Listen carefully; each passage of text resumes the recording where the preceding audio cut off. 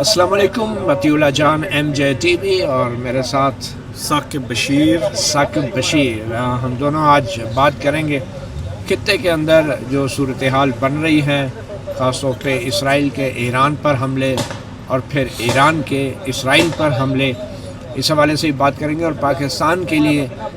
جو پاکستان کی قومی سلامتی ہے اس کے لیے اس خطے میں ہونے والی اس جنگ کے کیا اثرات مرتب ہو سکتے ہیں، اور ویسے بھی بین الاقوامی سطح پر امریکہ کی جو اس وقت پالیٹکس ہے، حکمت عملی، سیاست جو بھی کہہ لیں، وہ اصل میں ہے کیا. اور اس کے علاوہ پھر ہم بات کریں گے سابق وزیر اعظم عمران خان جو اڈیالہ جیل میں ہیں، اور آئے روز نئی جنگ جب چھڑتی ہے تو پاکستان کی سیاست کا جو محور ہے وہ اس محور سے پی ٹی آئی اور بانی پی ٹی آئی کے اوپر ہونے والی بحث جو ہے وہ نکل جاتی ہے اور جو پس منظر میں چلی جاتی ہے. تو اس سے پاکستان کے اندر جو پی ٹی آئی کے کارکن ہیں اور خاص طور پہ جو اوورسیز میں پی ٹی آئی کے کارکن ہیں ان کے حکمت عملی پہ کیا اثرات مرتب ہو رہے ہیں اس ساری صورتحال میں، اس پہ بھی بات کریں گے. اور ویسے بھی پیر کا دن تو ثاقب بشیر بڑا اہم ہے. دو بڑے کیسز جو 16 جون کے لیے مقرر ہوئے تھے، ایک ججز کی سینیورٹی والا کیس ہے جس کے بعد اسلام آباد ہائی کورٹ کے قائم مقام چیف جسٹس سرفراز ڈوگر کے مستقبل کا بھی فیصلہ ہونا ہے. بلکہ اگر کہا جائے کہ عدلیہ کے مستقبل کا، اسلام آباد ہائی کورٹ کے مستقبل کا فیصلہ ہونا ہے تو غلط نہ ہوگا. اور دوسرا کیس ہے وہ جو مخصوص نشستیں ہیں ریزرو سیٹس والا، وہ معاملہ بھی اب جو ہے وہ آئینی بینچ کے سامنے 16 جون کو ہی ٹیک اپ ہو رہا ہے. اور اس بینچ میں تو اب دو جو ہیں، بلکہ ایک حاجی صاحب جسٹس امین الدین خان، حاجی جسٹس امین الدین خان صاحب جو ہیں اب وہ حج کرنے کے بعد دو حاجی سپریم کورٹ میں، اب سپریم کورٹ میں دو حاجی ہو گئے، دو حاجی ایک چیف جسٹس یحییٰ فریدی ہیں. جی، تو ہو سکتا ہے اللہ تعالیٰ نے ان کو ہدایت دی ہو، اور اب دیکھنا یہ ہے کہ حج کا ان پہ کتنا اثر ہوا ہے یہ تو اب کیمرہ عدالت میں ہی پتہ چلے گا. ایک تیسرا کیس بھی ہے، تیسرا لاہور ہائی کورٹ میں عمران خان کی 8 جو 9 مئی کے کیسز میں ضمانتیں ہیں وہ لگی ہوئی ہیں، کیونکہ 3-4 ہیئرنگ سے وہ کیس لٹکتا آ رہا تھا. یہ پیر کوئی اچھا، تو یہ ضمانتوں کا کیس بھی ہے. بہرحال بات تو کریں گے ہم خطے میں ہونے والی جنگ کی، کیونکہ خود پاکستان ابھی بھارت کے ساتھ ایک جنگی ماحول میں ہے اور ابھی تک سیز فائر ہے، اور بھارت کا یہ کہنا ہے کہ یہ سیز فائر ہے اور بھارت جو ہے وہ ابھی بھی پر تول رہا ہے کہ کسی بھی طرح وہ سکور سیٹل کر سکے، کیونکہ جنگ میں جو کچھ اس کے ساتھ ہوا اس پہ تو کوئی شک نہیں کہ بھارت کا جو ایک متھ تھا اس خطے کے اندر، جو ایک اس کا ایک دھاک تھی اور جو اس کی ایک ڈومیننس تھی وہ ختم ہو گئی ہے. اور 6 جہاز پاکستان نے جو گرائے ہیں اس کے بعد نریندر مودی جو ہیں وہ پورے بھارت میں گھوم رہے ہیں، مگر ابھی تک یہ تصدیق کرنے کی اخلاقی جرات بھی نہیں بھارت میں یا بھارتی حکومت میں کہ ان کے جہاز گرے ہیں. مگر اس کے بعد پھر پاکستان کی جو قیادت ہے، عسکری قیادت، ہمارے بارڈر پہ ابھی ایک نئی جنگ شروع ہو چکی ہے. اسرائیل نے ایران پہ پہلے حملہ کیا اور پھر ایران نے میزائلوں کی ایک بارش کی اسرائیل کے اوپر. تو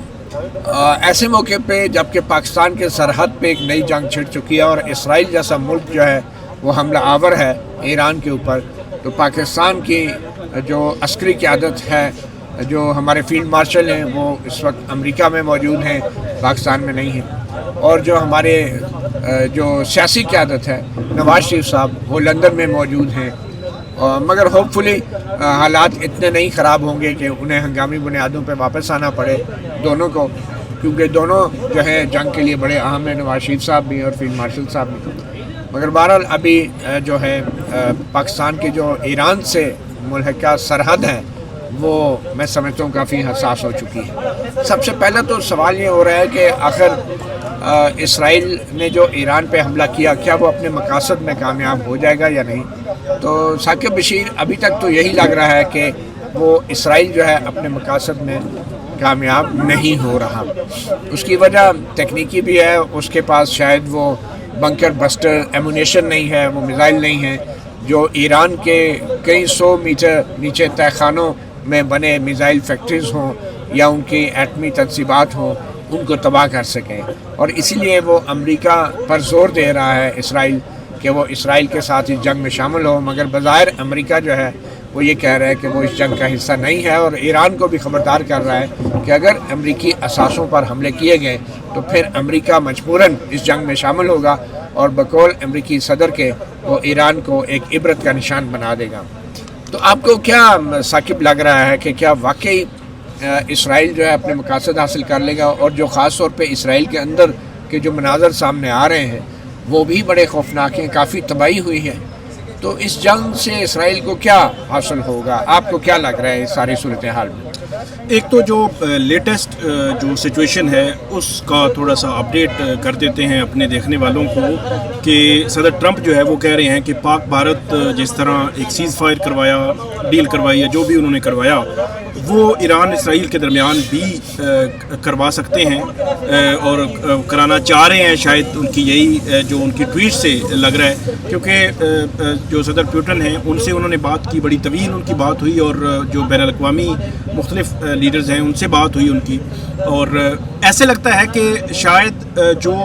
اس سٹیج پہ جتنے مقاصد حاصل کرنا چاہتا تھا امریکہ وہ حاصل ہو چکی، کیونکہ امریکہ اب تو اپنے آپ کو تھوڑا سا ڈسٹینس رکھ رہا ہے، لیکن مجھے یاد ہے کہ پہلے دن جب اٹیک ہوا تو جو صدر ٹرمپ ہیں ان کی جانب سے جو بیان آیا وہ یہ تھا کہ جو کہہ رہے تھے کہ ہم کسی صورت جو ہے وہ پیچھے نہیں ہٹیں گے کہ اس طرح،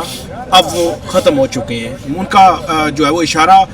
اس جو ایران کی اس لیڈرشپ، اس کی جو ہے وہ آرمی کے لیڈر تھے، پاسداران انقلاب کے تھے، اور دیگر بڑے اداروں کے جو لیڈرز تھے، سائنسدان تھے، کچھ جو ہے وہ ان کو وہ مارے جا چکے تھے۔ تو اس کے بعد جب ایران نے اٹیک کیا، ایک دوسرا تیسرا، اس وقت بھی ہم جب بات کر رہے ہیں تو پھر بھی یہ اٹیک کر رہا ہے اسرائیل پر، اور اسرائیل کے اندر بہت تباہی ہے، نظر آ رہی ہے۔ انٹرنیشنل میڈیا اگرچہ بائسڈ رپورٹنگ کرتے ہیں اسرائیل کے حوالے سے، لیکن اس کے باوجود بھی وہ جو رپورٹنگ کر رہے ہیں اس میں ہمیں وہ نظر آ رہا ہے۔ اب وہ جو آپ نے مقصد کی بات کی، اسرائیل کے جو وزیر اعظم ہے اس کی جانب سے تو یہ کہا گیا کہ جو ایرانی عوام ہے وہ باہر نکلے، اور رجیم چینج کا انہوں نے کہا کہ یہ جو رجیم ہے اس کو تبدیل کریں، وہ باہر نکلیں، مطلب ان کا مطلب یہی ہے کہ ہم اٹیک کر رہے ہیں، اب باہر نکلیں تاکہ مل کر جو ہے وہ یہ معاملہ آگے بڑھے۔ لیکن میرا یہ خیال ہے کہ امریکہ جو ہے وہ اس حد تک کی چاہے گا کہ ایران کو کمزور کیا جائے، یا جو ایٹمی طاقت بننے کے حوالے سے یہ خدشات جنم لے رہے تھے، یہ کہا جا رہا تھا، پھر ایران امریکہ جو ہو رہے تھے مذاکرات، آج اس کا چھٹا دور ہونا تھا، جو اسرائیل نے جو ہے وہ اس میں سارا کر دیا، اور اس کے بعد یہ نہیں ہو سکا۔ تو مجھے ایسے لگتا ہے کہ وہ اس کو، کیونکہ یو کے جو برطانیہ، فرانس، جرمنی بھی یہی کہہ رہے ہیں، امریکہ بھی یہی کہہ رہا ہے، اور بظاہر بھی ایسے لگتا ہے کہ وہ اس کو ایٹمی پاور بننے سے روکنے یا کوئی ڈیل کرنے کی طرف جائیں گے۔ اگر وہ ہو جاتی ہے تو پھر میرے خیال میں اس سے آگے نہیں بڑھیں گے۔ اسرائیل تو بہت کچھ چاہتا ہے کہ یہ پوری رجیم ہی جو ہے وہ تبدیل ہو جائے، لیکن میرا یہ خیال ہے کہ اب چیزیں جو ہے وہ اس طرف شاید نہ جائیں، لیکن یہ رکے گا کب یہ ابھی تک کچھ پتہ نہیں ہے۔ تو آپ یہ کہہ رہے ہیں کہ اسرائیل کا جو اصل مقصد ہے وہ صرف رجیم چینج سے ہی حاصل ہو سکتا ہے، جی، اور رجیم چینج کا مطلب پھر یہی ہوگا کہ جو نئی رجیم آئے گی وہ ایران کا جو ایٹمی پروگرام ہے اس کو منجمد کر دے گی، وہ ایٹمی ہتھیار نہیں بنائے گی، لیکن ایسا ہوتا نظر نہیں آ رہا، کیونکہ بظاہر تو ایران کے اندر جو ایران کے لوگ ہیں وہ اپنی موجودہ حکومت کے حق میں بڑی تعداد میں نکلے ہیں، اور وہ اسرائیل میں ہونے والی تباہ کاریوں کو دیکھ کے وہ حکومت کے ساتھ یکجہتی کا اظہار کر رہے ہیں۔ اچھا، اس میں ثاقب ایک اور جو بڑا سوال بار بار ہو رہا تھا کہ کیا پاکستان کا اگلا نمبر ہے، اور کیا پاکستان کی بھی باری آئے گی؟ تو ڈیفینیٹلی اس خدشے کو تقویت ملتی ہے جب ہم اسرائیلی وزیر اعظم نتن یاہو کے ایک انٹرویو کو سنتے ہیں جس میں انہوں نے ایران کا اور پاکستان کا ایک ہی سانس میں نام لیا، اور انہوں نے کہا کہ یہ دو اسلامی ملک جو ہیں یہ ایٹمی طاقت بن رہے ہیں، اور یہ دونوں جو ہیں ناقابل برداشت ہیں اسرائیل کے لیے۔ مگر ایک چیز ہمیں نہیں بھولنی چاہیے ثاقب، کہ پاکستان اور ایران میں بہت فرق ہے۔ ایران کے اوپر الزام ہے کہ وہ ایٹمی طاقت بننے کی کوشش کر رہا ہے، وہ ابھی یورینیم کی افزودگی کی کوششیں کر رہا ہے، جبکہ پاکستان آلریڈی ایک ایٹمی طاقت بن چکا ہے۔ پاکستان نے ایٹمی دھماکے بھی کر لیے ہیں، پاکستان کے پاس ایٹمی میزائل اور ایٹمی ہتھیار ریڈی پوزیشن میں یعنی جنگ میں استعمال کی پوزیشن میں موجود ہیں، اور اس حوالے سے جو بین الاقوامی جریدے ہیں، محققین ہیں، وہ کہتے ہیں کہ 80 سے زائد جو پاکستان کے پاس ایٹمی ہتھیار ہیں جو استعمال کے قابل ہیں۔ تو یہ کہنا کہ ایران کے بعد پاکستان کا نمبر آئے گا، میرے خیال میں یہ بالکل ہی ایک غیر حقیقی سی بات ہے، کیونکہ ایران پہ حملہ کرنا ایک ایسے وقت میں کہ جب اس کی لیبارٹریز پہ حملہ کیا جا رہا ہے، کوئی ایٹمی ہتھیار نہیں ہے، وہ ایک الگ بات ہے۔ اور پاکستان پہ خدا نخواستہ اگر اسرائیل نے کوئی ایسی کوشش کی یا کسی بھی ملک نے کوشش کی تو یہ بہت خطرناک ہوگا، کیونکہ پاکستان کے پاس جو ایٹمی ہتھیار ہیں وہ تیار ہیں اور وہ ڈپلوائے بھی ہو سکتے ہیں اور وہ ان کو بڑے محفوظ بھی کیا گیا ہے۔ لیکن دوسری بات یہ ہے کہ پاکستان اور جو بین الاقوامی ادارہ ہے ایٹمی ایجنسی کا، انٹرنیشنل اٹامک انرجی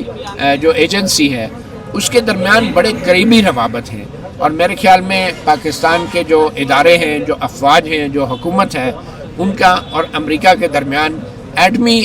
تنصیبات، ایٹمی ہتھیاروں اور ایٹمی ہتھیاروں کے استعمال کے حوالے سے کافی حد تک ایک اعتماد کا رشتہ پایا جاتا ہے، اور اسرائیل کے بھی خدشات کو اور امریکہ کے خدشات کو بھی پاکستانی حکام گاہے بگاہے دور کرتے رہے ہیں۔ اور یہی وجہ ہے کہ باوجود اس کے کہ پاکستان کے پاس ایٹمی صلاحیت جو ہے بھٹو کے دور میں ہی حاصل کی گئی تھی، اور بعد میں جنرل ضیاء الحق کے دور میں یہ صلاحیت بالکل مکمل ہو چکی تھی اور اس پہ صرف ٹیسٹنگ نہیں ہوئی تھی، اس کے باوجود بھی جب افغانستان کی جنگ چھڑی اور خاص طور پہ 9/11 کے بعد، تو امریکہ اور پاکستان کے درمیان کافی تعاون رہا، اور ابھی بھی امریکہ اور پاکستان کے درمیان براہ راست تعلقات موجود ہیں،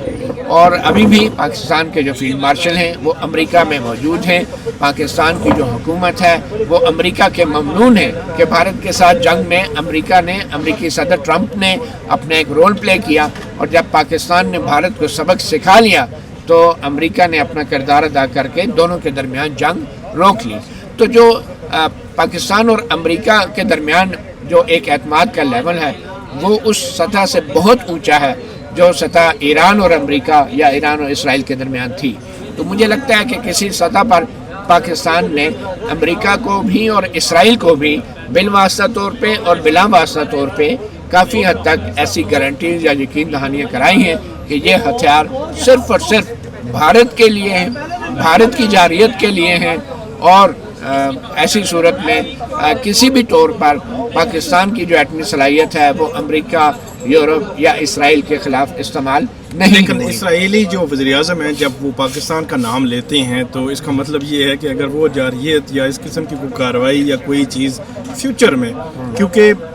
2007 یا 9/11 کے بعد ہم یہ سنتے تھے، جب شروع میں لیبیا، عراق کو ٹارگٹ ہونا شروع ہوا، افغانستان کے بعد پھر سیریا آیا، پھر جو مختلف ممالک آتے رہے، اس وقت یہ سنتے رہے تھے کہ آگے چل کر یہ ایران پر بھی اٹیک ہوگا۔ تو آج 20-25 سال کے بعد وہ جو ہے وہ عملی صورت میں ہمیں نظر آ رہا ہے۔ تو اگر آج ایران کے بعد پاکستان کا نام لیا جا رہا ہے تو آج نہیں، 5 سال نہیں، 10 سال نہیں، 20 سال یا 15 سال کے بعد یا 10 سال کے بعد اگر اسرائیل بھی ایسی حرکت کرتا ہے تو میرا خیال ہے پاکستان نے پھر وہ کھلونے دیکھیں 25 سال بعد، 30 سال بعد نہ تو یہ شہباز شریف ہوگے، نہ نتنیاہو ہوگا، نہ امریکہ میں صدر ٹرمپ ہوگا، تو یہ کہنا تو بہت مشکل ہے، مگر ڈیفینیٹلی ایک کشیدگی ہے، ایک ٹینشن ہے۔ مگر ہمیں یہ نہیں بھولنا چاہیے کہ پاکستان کا جو ایٹمی پروگرام ہے، اسرائیل کو اس حوالے سے بہت سے خدشات ہو سکتے ہیں، لیکن سب سے بڑا پرابلم جو ہے وہ یہی ہے کہ سعودی عرب اور جو عرب ممالک ہیں، اگر وہ اسرائیل کے ساتھ اپنے تعلقات بہتر کر لیتے ہیں تو پاکستان کے ایٹمی پروگرام کے حوالے سے بھی جو اسرائیل کے خدشات ہیں وہ مزید بھی دور کیے جا سکتے ہیں۔ اور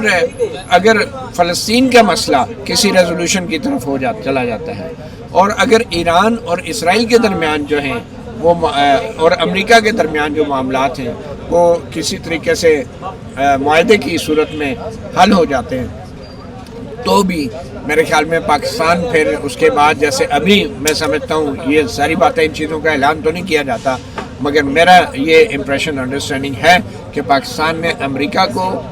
بلا واسطہ اور اسرائیل کو بالواسطہ طور پہ ضرور کسی نہ کسی قسم کی یقین دہانی کرائی ہوئی ہے کہ یہ میزائل جو ہیں اور ہمارے جو ہتھیار ہیں یہ ان کے خلاف کسی صورت بھی استعمال نہیں ہوں گے. تو میرے خیال میں ایسی انڈرسٹینڈنگ اگر ہے بھی تو اس میں کوئی حرج نہیں ہے. اصل مسئلہ یہ ہے کہ کیا امریکہ اور اسرائیل پاکستان کی ان یقین دہانیوں پہ ہمیشہ کے لیے اعتماد کریں گے, اور کیا ایسی صورتحال ہو سکتی ہے کہ کشمیر کا مسئلہ اگر ریزالو نہ ہوا تو بھارت اور پاکستان کے درمیان جو ہے جو کشیدگی ہے اس کو بھی اسرائیل استعمال کر سکتا ہے. اور جب بھی امریکی صدر ٹرمپ نے ایران, اور اب دیکھیں نا ایران کے ساتھ امریکہ نے مذاکرات کا آغاز کیا نا, اور صدر ٹرمپ نے 60 دن کی ڈیڈ لائن دی, اور جو ہی 61 دن ہوئے تو امریکہ نے کچھ نہیں کیا, لیکن اسرائیل نے فوری طور پہ حملہ کر دیا یہ کہہ کے کہ ڈیڈ لائن گزر گئی. حالانکہ ڈیڈ لائن جو ہے صدر ٹرمپ نے دی تھی 60 دن کی ڈیڈ لائن, اور مذاکرات بھی امریکہ کر رہا تھا, اور حملہ جو ہے وہ اسرائیل نے کر دیا. تو اسی طرح جب صدر ٹرمپ بھارت اور پاکستان کے درمیان کشمیر کا مسئلہ حل کرنے کی بات کرتے ہیں تو میرے خیال میں اس کے اندر بھی ایک کیچ پوائنٹ یہ ہے کہ امریکہ کا دباؤ جو ہے وہ زیادہ پاکستان کے اوپر بھی ہوگا. اور آپ یہ دیکھیں کہ اگر کوئی کشمیر کے اوپر انڈرسٹینڈنگ ہو جاتی ہے, آپ کہہ رہے ہیں نا 25 سال بعد بھی پاکستان کی باری آ سکتی, مگر اس سے پہلے ہی کشمیر کے اندر مثال کے طور پہ, جو کہ شاید ہماری یہ پالیسی نہیں ہے, کہ جو کشمیر کی جو لائن آف کنٹرول ہے اس کو مستقل بارڈر قرار دے دیا جائے اور بارڈر کراسنگ پوائنٹس رکھ دیے جائیں, کشمیری فیملیز کی آپس میں ملاقاتوں کا ایک سسٹم بنا دیا جائے, اور پھر بھارت اور پاکستان میں تجارت شروع ہو جائے, تو پھر پاکستان کے لیے ایٹمی ہتھیار رکھنے کا جواز جو ہے وہ کمزور پڑ جائے گا. اور پھر اصل چیلنج ہوگا کہ بھارت جو ہے اپنے ایٹمی ہتھیار نہیں چھوڑے گا, اور پھر پاکستان کو کہا جائے گا کہ اب کشمیر کا مسئلہ جو ہے وہ حل ہو چکا ہے, اس میں امریکہ گارنٹر بھی ہو سکتا ہے, تو پھر پاکستان کے لیے مشکل ہوگا ایٹمی ہتھیاروں کو رکھنا. تو اس میں پھر پاکستان کو کوئی ایک بڑی پوزیشن لینی پڑے گی, لیکن اپنی نیشنل سیکیورٹی کی گارنٹی جو ہے وہ امریکہ یا کوئی اور اگر دینے کو تیار ہوگا یا نہیں. اور دوسری صورت میں ہمارے جو ایٹمی ہتھیار ہیں ہو سکتا ہے ہم چائنا جو ہے ہمارا ایک پارٹنر ملک ہے, ہماری جو ایٹمی ٹیکنالوجی ہے اس میں جو پیسفل پرپس کے لیے چائنا بھی تعاون کرتا رہا ہے, جو بلند مقاصد کے لیے. تو اصل چیز یہ ہے کہ اگر اس سب کے باوجود بھی اگر پاکستان پر انڈیا حملہ کرتا ہے یا اسرائیل حملہ کرتا ہے یا انڈیا کے ذریعے حملہ کرواتا ہے پاکستان کے ایٹمی ہتھیاروں پہ, تو پاکستان کے پاس کیا آپشنز ہیں؟ ایک تو یہ کہ وہ اس حملے کو ناکام بنانے میں چائنا بھی رول پلے کر سکتا ہے. دوسرا یہ اگر ورسٹ کم ورسٹ تو ہمارے جو ایٹمی ہتھیار ہیں ہمارے پاس پھر بھی ایسی جگہ ہے کہ جہاں پہ ہم انہیں محفوظ کر سکتے ہیں. وہ جگہ چین بھی ہو سکتی ہے, وہ جگہ جو ہے کوئی اور بھی ہو سکتی ہے, لیکن اگر بہت صورتحال خراب ہوئی تو ڈیفینیٹلی پاکستان جو ہے وہ اپنا وجود ختم ہونے کا انتظار نہیں کرے گا. پاکستان جو ہے اس کو فوری فیصلے کرنے ہوں گے, اور مجھے یقین ہے کہ انڈیا کوئی ایسی غلطی نہیں کرے گا کہ جس میں پاکستان کا وجود خطرے میں پڑ جائے, کیونکہ ہماری پالیسی بہت کلیئر ہے کہ پاکستان اپنے ایٹمی ہتھیار اس صورت میں استعمال کرے گا کہ جب پاکستان کا وجود خطرے میں پڑ جائے. تو انڈیا اگر کوئی ایسی حرکت کرتا ہے پاکستان کے وجود کو خطرے میں ڈالتا ہے تو پھر ڈیفینیٹلی حالات جو ہیں وہ اس پورے خطے کے لیے بہت خطرناک ہو سکتے ہیں. تو یہ تو اب واپس اگر ایران پہ آئیں تو ہم یہ دیکھ رہے ہیں کہ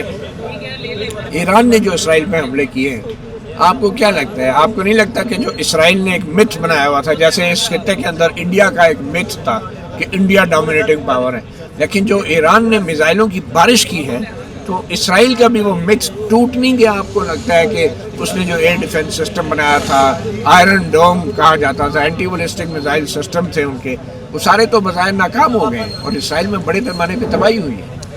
بالکل, وہ جو مت تھی وہ تو ایران نے بالکل جو ہے وہ توڑی ہے. وہ ہمیں وہ مناظر نظر آ رہے ہیں کہ جو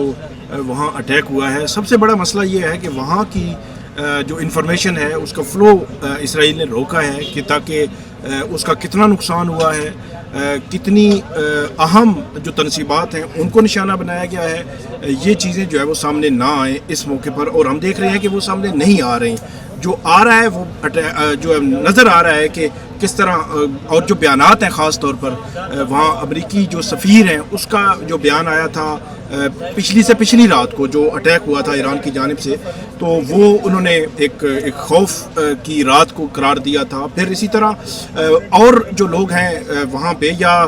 جو انٹرنیشنل میڈیا کے فاکس نیوز کے جو رپورٹر ہیں وہ رپورٹ کر رہے تھے، تو انہوں نے بھی کہا کہ پچھلے ایک لمبی دہائی سے میں رپورٹنگ کر رہا ہوں، آج تک ایسا منظر نہیں دیکھا. ابھی میں دیکھ رہا تھا کہ یہ اسرائیلی جو ہے اس کو DW نے رپورٹ کیا ہوا ہے کہ اس کے گھر پر یا اس کی کسی خاص جگہ پر جب وہ کوئی اٹیک ہوا ہے اس نے دیکھا ہے، تو اس نے بھی کہا کہ ہم نے زندگی میں بڑی بڑی مشکلات دیکھی ہیں لیکن ایسا نہیں ہوا. تو اس لیے اس کا مطلب یہ ہوا کہ وہ مت تو ایران نے توڑ دی ہے. اب اس کا فیوچر ہم نے دیکھنا ہے وہ کیا ہوگا. لیکن جو چیز مجھے خوف دلا رہی ہے وہ یہ ہے کہ ایرانی لیڈرشپ، خاص طور پر جو ایرانی جو سیکیورٹی کے لحاظ سے جتنے بھی اداروں کے سربراہان تھے، ان کے سائنسدان، وہ اٹیک ہو رہے ہیں. 3 جو ہے وہ یا 5 جو ہے وہ کاریں تھیں، گاڑیاں تھیں، ان میں کوئی جب وہ اٹیک ہوا ہے بتایا جا رہا ہے ایران میں، تو اس میں بھی کوئی سائنسدان تھے. ان کو جو ایران کو جو سب سے بڑا مسئلہ جو میری نظر میں وہ ہے وہ ان کی انٹیلیجنس فیلئر. ان کے اندر کوئی جاسوس موساد کے ان کے اندر سے جو معلومات ہے وہ اس لیول پر لیک ہو رہی ہے کہ ان کا آرمی چیف بھی جو محفوظ نہیں ہے، ان کا پاسداران انقلاب کا سربراہ بھی محفوظ نہیں ہے، ان کے سائنسدان، وہ جوہری سائنسدان جو دماغ ہے ان کا اس پورے پروجیکٹ کا، وہ محفوظ نہیں ہے. تو اس کا مطلب یہ ہے کہ جو ایران کو اگر یہ جنگ ختم ہو جاتی ہے، جس چیز پہ کام کرنے کی ضرورت ہے سب سے پہلے وہ یہ ہے کہ اپنے اندر غدار ڈھونڈیں. سب سے بڑی کمزوری جو اس پورے سینیریو میں مجھے نظر آئی ہے وہ ایران کے اندر سے اس لیول کی انفارمیشن جو ہے وہ لیک ہو رہی ہے جو نہیں ہونی چاہیے. اگر وہ ہو رہی ہے تو وہ بڑی خطرناک ہے. اچھا ثاقب، غدار بالکل ہوں گے اور ہیں بھی، اور ایران نے یہ بھی انکشاف کیا ہے کہ انہوں نے موساد کے کچھ ایجنٹوں کو گرفتار بھی کیا ہے اور 5 کی تعداد بتائی جا رہی ہے میرے خیال میں. مگر ہمیں یہ نہیں بھولنا چاہیے کہ اسرائیل اور امریکہ وہ ٹیکنالوجی کے حوالے سے بھی اتنا ایڈوانسڈ ہو چکے ہیں کہ وہ ایک شخص کی جو آواز ہے وہ سیٹلائٹ سے ان کی آواز کو مانیٹر کرتے ہیں، چاہے وہ موبائل فون سے ہوں یا پھر اس جگہ پہ جو الیکٹرانک گیجٹس ہوں وہاں سے، یا ٹیلی فون لائنز ہوں یا موبائلز ہوں، وہاں سے ان کی آواز کو کیپچر کر کے ان کی لوکیشن وہ تلاش کرتے ہیں. آپ نے دیکھا کہ ایک سائنٹسٹ کے بارے میں یہ بتایا گیا کہ وہ اپنے فلیٹ کے ایک کمرے میں موجود تھا اور اس کے کمرے کے اندر اس کو ٹارگٹ کیا گیا اور ان کی وائف جو تھی ان کے سامنے تھی لیکن ان کو ہٹ نہیں کیا گیا. اچھا، یہ ایک ڈرون کے ذریعے، ریموٹلی کنٹرول ڈرون کے ذریعے ٹارگٹ کلنگ ایک کی گئی ہے. تو اس میں ٹیکنالوجی کا بھی بہت بڑا رول ہے اور سب سے بڑا رول جو ہے یہ سیٹلائٹس کا ہے. اور ہمارے جو جتنے بھی مسلمان ممالک ہیں ثاقب، ہمارے پاس وہ سیٹلائٹ سسٹم کسی بھی مسلمان ملک کے پاس نہیں ہے. چائنا کے پاس ہے، ان کے پاس اپنا سیٹلائٹ سسٹم ہے، اور مگر امریکہ، یورپین کنٹریز کے پاس سیٹلائٹ سسٹمز ہیں جو سیٹلائٹ کے ذریعے اپنے میزائلز کو ڈائریکٹ کرتے ہیں، کنٹرول کرتے ہیں، اپنے ڈرونز کو کنٹرول کرتے ہیں. اور سیٹلائٹ سسٹم جو ہے اس کے ذریعے جو ہے جو ان کے جو اینٹی بیلسٹک میزائل سسٹم ہیں وہ بھی الرٹ کیے جاتے ہیں، ان کو ایکٹیویٹ بھی کیا جاتا ہے. تو ٹیکنالوجی کا اس پوری جنگ میں ایک بہت بڑا رول ہے، جس طرح پاکستان اور بھارت فیوچر ہی آپ یہ کہیں کہ جنگوں کا فیوچر جو ہے وہ ٹیکنالوجی کے ساتھ. آپ یہ دیکھیں وہ دور نہیں رہا کہ زمینی جنگ. اب دیکھیں نا پاکستان اور بھارت کی جو فضائی جنگ ہوئی، جس کو تاریخ کی بہت بڑی فضائی جنگ کہا جاتا ہے کہ ایک طرف 80 طیارے تھے، ایک طرف 65 طیارے تھے اور وہ فضا میں تھے. لیکن سچی بات یہ فضائی جنگ نہیں تھی. میرے خیال میں وہ یہ بھی فضائی جنگ نہیں تھی، یہ میزائلوں کی جنگ تھی. یہاں سے جہاز اوپر اڑا، اس نے بٹن دبائے، میزائل چلا گیا بیانڈ ویژول رینج اور جا کے اس نے طیارے گرا دیے. تو یہ اس طرح کی ایک روایتی فضائی جنگ نہیں تھی. تو یہاں پہ تو میزائلز کو جس طریقے سے پن پوائنٹ کر کے استعمال کیا گیا ہے، ٹارگٹ کیا گیا ہے، یہ بھی ایک سیٹلائٹس کی مدد سے یہ سب کچھ ہوا ہے. مجھے یاد ہے کہ یہ حزب اللہ یا حماس کی جو قیادت ہے، انہوں نے جو عام موبائل فون تھے سیکیورٹی پرپز کی وجہ سے وہ استعمال کرنا چھوڑ دیے، اور پیجرز کا وہ آپ کو یاد ہوگا، پیجر ہی اڑا دیے. تو وہ پیجر جو انہوں نے استعمال کرنا شروع کیے کہ سیکیورٹی تاکہ جو ہے وہ ان کی کمپرومائز نہ ہو. لیکن پیجرز جو ہے وہ اٹیک ہوئے تھے اور ان پہ پیجرز اٹیک میں بہت سارے ان کے جو رہنما ہے وہ ٹارگٹ ہوئے تھے. پیجرز ٹیکنالوجی تک انہوں نے رسائی کر لی تھی اور اس میں انہوں نے اٹیک کر دیے. تو اس کا مطلب یہ ہے کہ فیوچر جنگوں کا بھی، ملکوں کا بھی، قوموں کا بھی فیوچر ہے تو وہ ٹیکنالوجی کے ساتھ ہے. باتیں تو ہم بہت کرتے ہیں لیکن اصل چیز ٹیکنالوجی. اور مجھے یقین ہے کہ آپ نے دیکھا ہے پاکستان و بھارت کی جو جنگ ہوئی اس میں بھی بظاہر ٹیکنالوجی کی فتح ہوئی اور پاکستان نے بھرپور طریقے سے ٹیکنالوجی کا استعمال کیا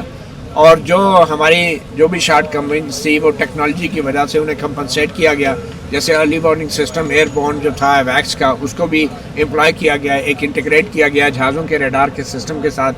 تو ٹیکنالوجی بڑا اہم. اور سب سے اہم بات یہ ہے کہ اگر آپ پاکستان ایئر فورس کے چیف ہیں, ٹھیک ہے, اور پاکستان کے آپ فیلڈ مارشل ہیں, تو آپ کے بارڈر پہ ایران پہ اسرائیلی طیارے آ کے آپ کے پڑوسی ملک میں بمباری کر رہے ہیں, تو میں سمجھتا ہوں کہ ہماری ایئر فورس اور ہماری جو آرم فورسز ہیں وہ بھی اپنے وار روم میں بیٹھے اس سارے چیزوں کو اپنی سیٹلائٹس یا امیجز سے یا اپنے ریڈارز کے ذریعے بڑے کلوزلی مانیٹر کر رہی ہوں گی. وہ یہ دیکھ رہی ہوں گی کہ اسرائیلی طیارے جو ہیں وہ کتنی تعداد میں ایران کی فضاؤں میں موجود ہیں, کیونکہ ہمارے پاس یہ سسٹم تو ہے کہ ہم پڑوسی ملک کے طیاروں کے فضا میں بھی جو طیارے ہیں ان کو بھی ہم گن لیتے ہیں, ان کے پر بھی گن لیتے ہیں. تو یہ چیزیں ہمیں نوٹ کر رہی ہوں گی اور ہمیں ایران کے اوپر جو اسرائیل کے حملے ہوئے ہیں ان میں سے بہت کچھ سیکھنے کی ضرورت ہے. اور کیونکہ جو کوتاہیاں ایران سے ہوئی ہیں یا جو کوتاہیاں اسرائیلی ایئر فورس سے ہوئی ہیں ان سے پاکستان جیسے ملک کو سیکھنے کی بہت ضرورت ہے. اور آئی ایم شیور کہ ہماری ایئر فورس, ہمارے جو آرم فورسز ہیں وہ بڑی گہری نظر رکھی ہوگی انہوں نے ایران میں ہونے والے اسرائیلی حملوں پہ, کیونکہ کل یہ برا وقت جو ہے وہ کسی پہ بھی آ سکتا ہے.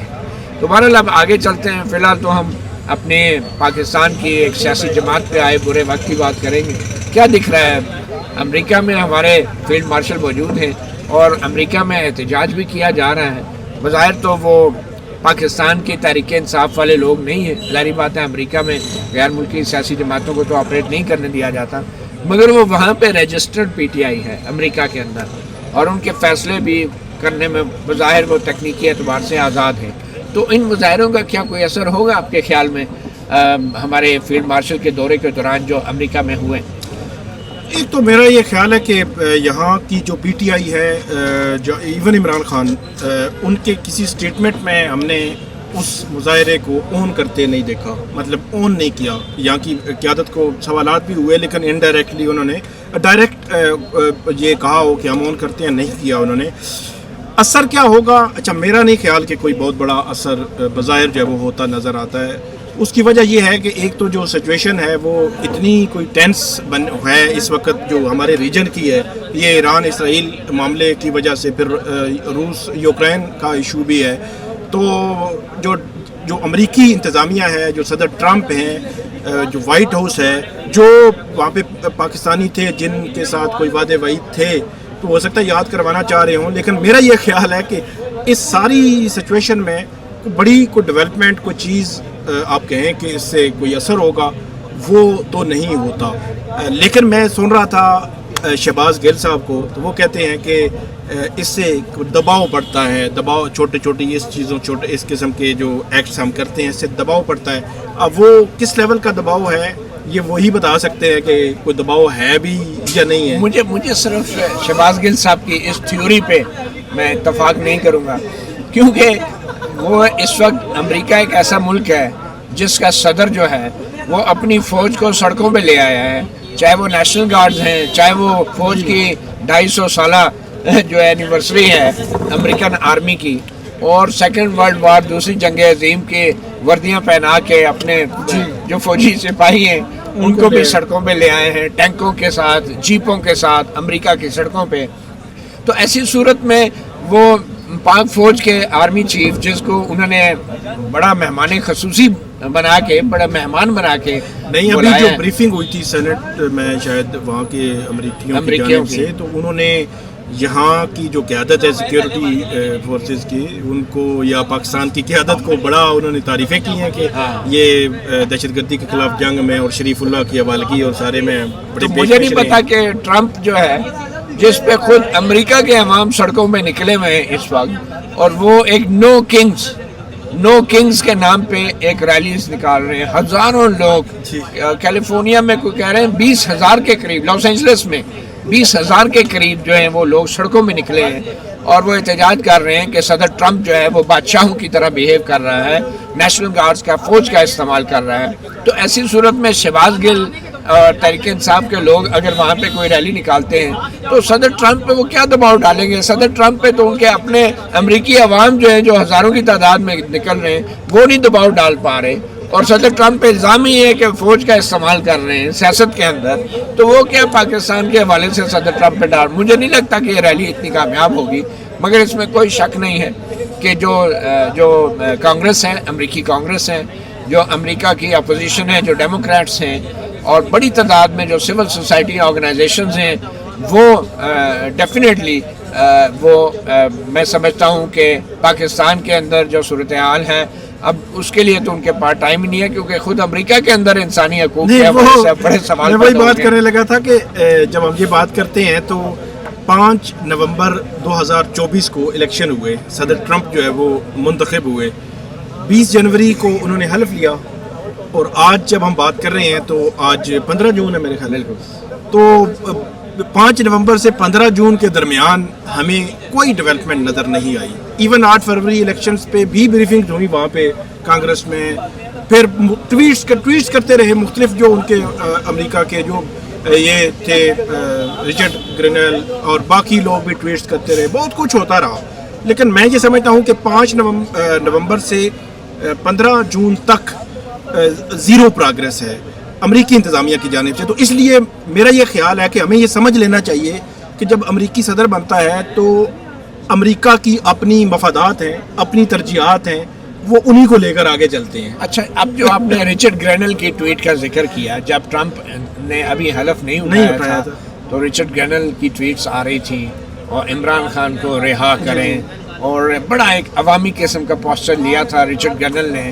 بلکہ لوگ توقع کر رہے تھے کہ صدر ٹرمپ بھی آ کے جو ہے وہ عمران خان کی رہائی کے حوالے سے کوئی بات کریں گے. ایسا نہیں ہوا. اب میں ذرا ہائنڈ سیٹ میں سوچتا ہوں تو میں سمجھتا ہوں کہ امریکہ کے جتنے بھی بیانات یا رچرڈ گرینل کے یا چند دیگر کانگریس مین کے آئے تھے، وہ صرف اور صرف پاکستان کو تیار کیا جا رہا تھا ایک خاص رول کے لیے، اور وہ پاکستان کا رول اس لیے بھی اہم تھا کہ شاید امریکہ کے کسی خفیہ ادارے کی کسی فائل میں ایران کے اوپر اسرائیلی حملے کی پوری پلاننگ موجود تھی. اس کے لیے پاکستان کو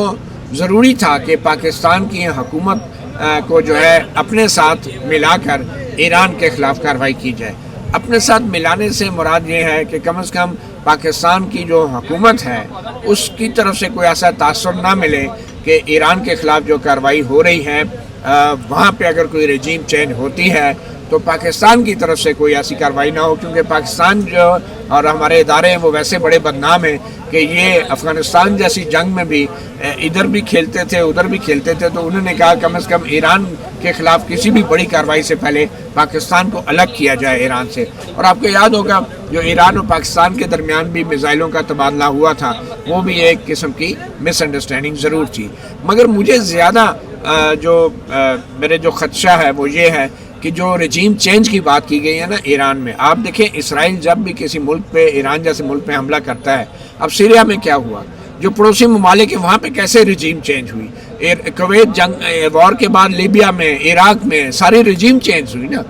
تو وہ رجیم چینج جو ہے وہ ایک الٹیمیٹ کامیابی ہوتی ہے کسی بھی امریکی یا اسرائیلی حملے کے بعد. تو کیا پاکستان میں خدا نخواستہ اگر پاکستان کے ایٹمی اثاثوں کو امریکہ یا اسرائیل یا ایون انڈیا بھی نشانہ بناتا ہے تو کیا وہ رجیم چینج کی بھی کوشش ایسا کر سکتا ہے؟ اور اگر خدا نخواستہ ایسی کوئی چیز ہوتی ہے تو ہمیں اپنے گریبان میں جھانکنا ہوگا کہ یہاں پہ لوگ جو ہیں رجیم چینج کو کیسے دیکھیں گے. یہاں پہ تو بغیر کسی جنگ کے جو رجیم چینج ہوتی ہے لوگ اس سے بھی اتفاق نہیں کرتے. تو اگر جنگ کے ذریعے رجیم چینج ہوگی تو لوگوں کو کیا فرق پڑے گا؟ تو پرابلم یہی ہے کہ رجیم چینج کے خلاف صرف وہاں پہ لوگ نکلتے ہیں جہاں پہ لوگ سمجھتے ہیں کہ یہ جو حکومت ہے یہ ہماری ہے، یہ ہمارا ملک ہے، ہماری قوم ہے. تو مجھے یقین ہے کہ پاکستان میں بھی اگر منتخب سیاسی حکومت ہو، منتخب لیڈر ہوں، کیرزمیٹک لیڈرشپ ہو جو سڑکوں پہ نکل کے لوگوں کو جنگ کے خلاف یا جنگ کے حق میں وہ موبلائز کر سکے، ایسی قیادت ہو، ایسی قیادت نہ ہو جو پیچھے جھنڈا رکھ کے ٹی وی پہ قوم سے خطاب کرے اور سڑکوں پہ نکلنے کے قابل نہ ہو. تو ایسی سیاسی حکومت اور سیاسی قیادت جب ہوگی تو اسرائیل اور امریکہ کے یہ جو رجیم چینج کے جو منصوبے ہیں مجھے نہیں لگتا وہ پاکستان جیسے ملک میں کامیاب ہو سکتے ہیں. تو یہ بڑا ضروری ہے کہ ہماری جو حکومت ہے اور ہماری جو عوام ہے وہ آئین، قانون اور جمہوری اصولوں کے مطابق چلے تاکہ لوگ اس کو اون کر سکیں. ورنہ پھر ہوتا یہ ہے کہ پاکستان جیسے ممالک میں حکومتیں صرف اس وجہ سے بلیک میل ہو جاتی ہیں کہ وہ حکومتیں یہ سمجھتی ہیں کہ عوام نے کل ہمارا ساتھ نہیں دینا، تو اس وجہ سے بلیک میل ہوتی ہیں. اور یہ حکومت کی سب سے بڑی کمزوری ہوتی ہے جو غیر منتخب حکومت ہوتی ہے کہ وہ اپنے فیصلے، اپنے سمجھوتے جو ہیں وہ عوام کی امنگوں کے مطابق نہیں، وہ اپنے مفادات کو تحفظ دینے کے لیے کر دیتے ہیں اور خفیہ رکھے جاتے ہیں. اور ابھی بھی بہت سارے معاملات میں جو ہے بہت سے معاملات خفیہ ہیں اور ہمارے بہت سے سینئر صحافی بھی سوال اٹھا رہے ہیں کہ جو امریکہ کے دورے کیے جا رہے ہیں ان کا ایجنڈا کیا ہے اور اتنے لمبے لمبے دورے کیوں کیے جا رہے ہیں، عوام کو کیوں نہیں بتایا جا رہا کہ یہ سب کچھ کیا ہو رہا ہے. تو پھر غیر منتخب حکومتیں تو یہ نہیں کرتی نا، وہ تو پھر آسانی سے بلیک میل ہو جاتی ہیں کیونکہ ان کا الٹیمیٹ مقصد یہ ہوتا ہے وہ اقتدار میں رہیں اور طاقت میں رہیں. تو اس لیے میں سمجھتا ہوں کہ پاکستان کے لیے سبق سیکھنا ہے کہ پاکستان کے اندر فری اینڈ فیئر الیکشنز ہوں، منتخب نمائندے ہوں، وہ نمائندے جو سڑکوں پہ نکل کے لوگوں کو اپنے ملک کی خاطر اکٹھا رکھ سکیں، متحد رکھ سکیں. تو آپ کیا کہیں گے، کل کوئی کیسز بھی کوئی خان صاحب کے منڈے سے سٹارٹ ہو رہے ہیں؟ پھر تین قسم کے کیسز ہیں کل. ایک تو ٹرانسفر ججز کا کیس ہے، بیرسٹر صلاح الدین اس میں آرگومنٹس دیں گے. یہ مدلی مظہر جو ہے ان کی سربراہی میں بینچ سنے گا 9:30 بجے صبح. یہ کیس آخری مرحلے میں ہے. اس میں دلائل ہو چکے ہیں، اٹارنی جنرل کے دلائل ہو چکے ہیں. اب ریبٹل جو جواب الجواب ہے وہ بیرسٹر صلاح الدین، پھر فیصل صدیقی، پھر حامد خان وہ دیں گے، اور اس کے بعد اگر کوئی سوال جواب ہوا تو اٹارنی جنرل اس کا جواب دیں گے. یہ کیس بالکل آخری مرحلے میں. اگر یہ کیس ڈے ٹو ڈے چلا تو اس ہفتے یہ کیس نیکسٹ ویک جب شروع ہو رہا ہے کل سے تو یہ کنکلوڈ بھی ہو سکتا ہے. 19 تاریخ کو جوڈیشل کمیشن کا بھی اجلاس ہے. 19 کو اجلاس ہے جس میں جو جوڈیشل کمیشن کے ممبران ہیں ان کی توسیع ہونی ہے، تبدیلی ہونی ہے. آئینی بینچ میں کسی ممبر اس کی توسیع ہونی ہے اسی کی، یا اس کو ممبر کو ڈراپ ہونا ہے یا ایڈ ہونا ہے یا کیا ہونا ہے، یہ اس کے لیے ہے. ابھی جو مستقل چیف جسٹس کے لیے یہ اجلاس نہیں ہے. پھر 11:30 بجے مخصوص نشستوں کے کیس کی سماعت ہے. جسٹس امین الدین خان جسٹس امین الدین خان صاحب جو ہے کل وہ سماعت کریں گے. فل جو وہ 11 رکنی بینچ ہے. فیصل صدیقی اپنے دلائل جاری رکھیں گے. اور یہ کیس بھی امین الدین خان صاحب جب حج پہ جا رہے تھے تو وہ اسرار ملک صاحب کہتے ہیں کہ ایک قومی فریضہ کے طور پر وہ یہ حج سے پہلے ادا کرنا چاہتے تھے، لیکن یہ قومی فریضہ پہلے تو نہیں ہوا. لیکن اب دیکھنا ہے کہ یہ قومی فریضہ ہی جو ہے وہ کب تک جو ہے وہ مکمل ہوتا ہے معاملہ. لیکن یہ کیس بھی مخصوص نشستوں کا اب دیکھنا ہے کہ ڈے ٹو ڈے چلتا ہے یا ویکلی چلتا ہے یا کس طرح، کیونکہ آگے چھٹیاں بھی ہیں سپریم کورٹ کی. تیسرا جو معاملہ ہے وہ 8 کیسز ہیں لاہور میں 9 مئی کے، جس میں عمران خان صاحب کے ضمانتوں کے کیسز ہیں. اس میں ایسے لگتا ہے کہ اگر کل سماعت ہوئی، دلائل ہوئے تو کچھ فیصلہ بھی آ سکتا ہے کہ ضمانت ہونی ہے یا نہیں ہونی. تو یہ 3 بڑے کیسز ہیں کل کے لیے، جب وہ کل ہفتہ نیا شروع ہو رہا ہے اور کل پہلے دن ہوں گے. بہت شکریہ ثاقب بشیر، مطیع اللہ جان، MJ TV کو اجازت دیجیے. اللہ حافظ.